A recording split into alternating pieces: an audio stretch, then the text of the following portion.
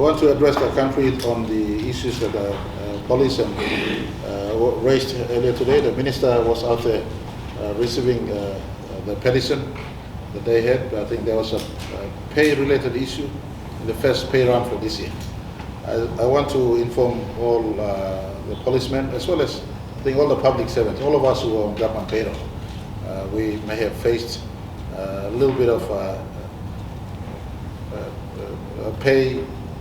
What you received in pay 26 of last year is not the same as what you have received this year. There are a couple of things we did, unbeknown to many. There's a 3% CPI adjustments that we've made. But principally, what was a deduction in the salary stemmed from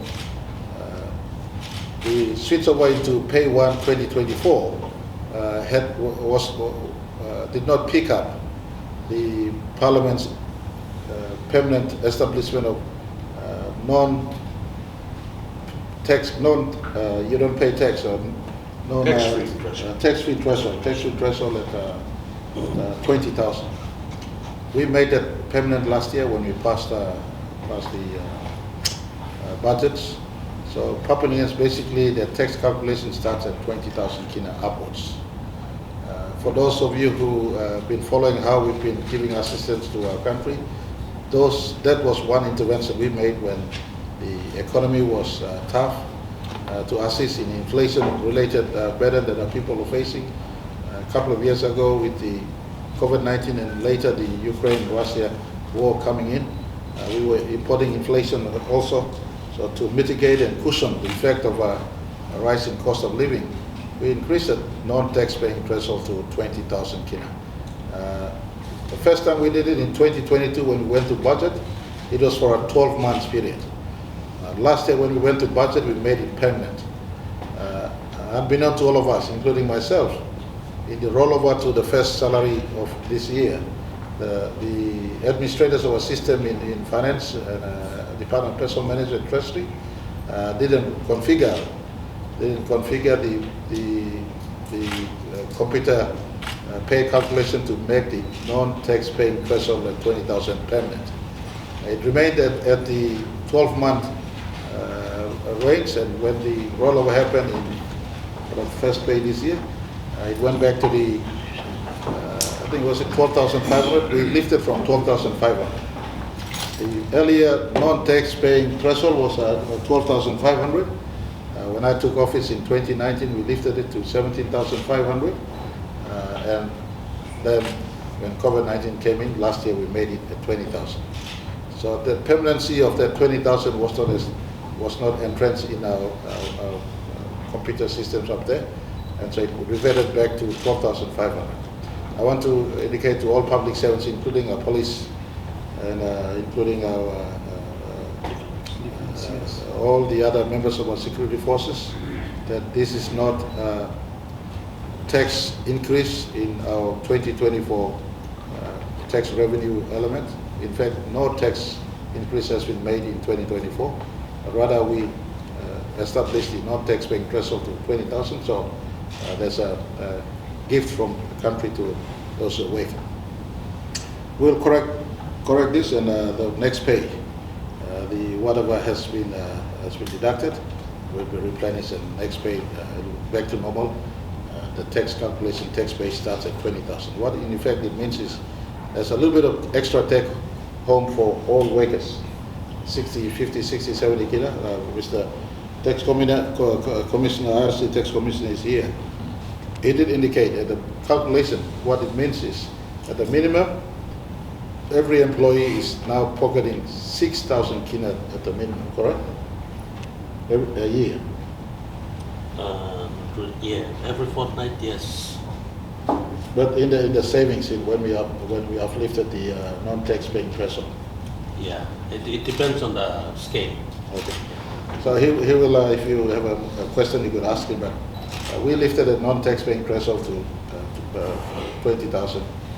The system, the computer was not configured to make it permanent, and so the first pay you saw went back to 12,500. So that has been reconfigured. As of next pay, we'll catch up on what has been lost and go back to the the present level. That's something we gifted to the country. Gifted especially to those who are employed in public service. So, if you feel that it was taken from you, don't forget, it was not there 2 years ago until we lifted the non-tax-paying threshold to 17,500 and later to 20,000. And so the 20,000 is made permanent now. We're rectifying the issue. The system is being rebooted to ensure that the 20,000 is the level that is baseline going forward should be okay. I want to apologize.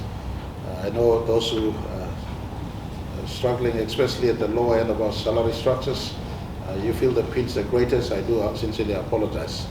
If we had caused you and your family inconvenience in the first pay of 2024, I do apologize. We are making that correction. The next pay, what is being lost will be returned to you through your pays.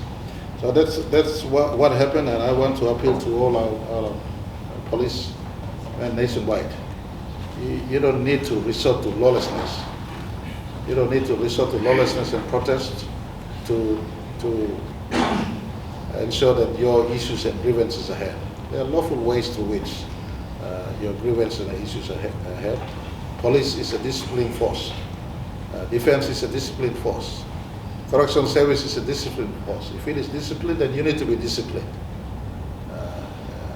So any issues that is legitimate, they are correct, due process and avenues in which those issues must be raised and funneled through, and those responsible will assist in ensuring that those issues are addressed at the earliest.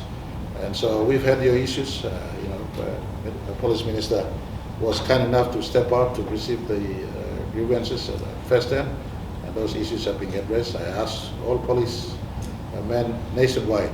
It is not only you, but all public servants are being also affected. Those who are under government payroll are being affected. It's a one common problem. Someone in the system didn't readjust it to a 20,000 non-tax-paying threshold level. It affected everyone right across. So don't think it was targeted at policemen. It was targeted one company against employees. It was a generic problem that is being reconciled as we speak, and next pay, when you receive a pay, you'll be back to the level that you're supposed to receive, including the extra that deducted, you place it back on top. Minister, you want to add on from what I'm saying?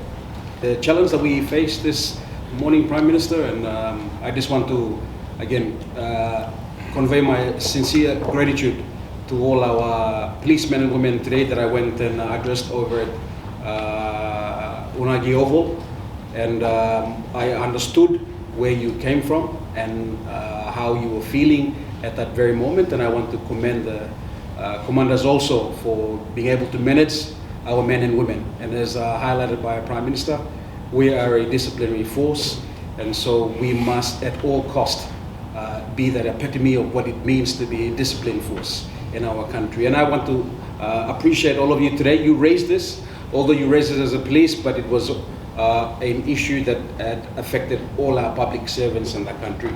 So as our good Department of Finance and Treasury have advised, it is a configuration issue that had an overlap, and that whatever was deducted in our first salary of this year will be recouped in full in our following pay, which is pay 2 of 2024. So I just want to again reassure all our policemen and women that I am here to make sure that your welfare is addressed, and I want to thank our Prime Minister for being able to have this